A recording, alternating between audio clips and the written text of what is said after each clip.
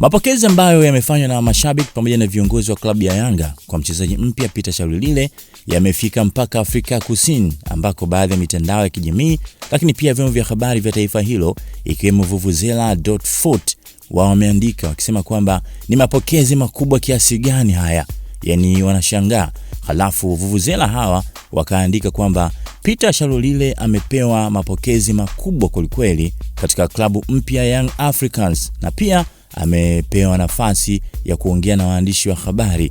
Mashabiki tayari wamekwisha kumpenda hata kabla hajacheza. Sasa hawa ni Vuvuzela kutoka Afrika ya Kusini, lakini pia mitandao mingi imeandika taarifa hii. Sasa itakumbukwa mashabiki wengi wakati watu wengine wamelala katika usiku wa tarehe 3 ya mwezi wa 8 mwaka 2026, mashabiki wa Yanga wakakusanyika katika makao makuu ya klabu yao, yani pale Jangwani, wakimsubiri kwa hamu mchezaji huyu, ambapo baada ya viongozi kumpokea kule uwanja wa ndege wakamleta moja kwa moja mpaka hapo makao makuu na kisha kuonana na mashabiki ambao walikuwa wakishangilia muda wote, jambo ambalo limeweza pengine labda kuthibitisha kwamba inawezekana kabisa mashabiki wa Yanga wako tayari kufanya chochote, hasa pale ambapo kuna jambo lao. Sasa habari zao zimefika mpaka Afrika ya Kusini, na yeye mwenyewe amezungumza. Miongoni mwa kauli ambazo amezitoa, anasema kwamba klabu nyingi zilimfuata, tena ni kubwa, lakini ameamua kuichagua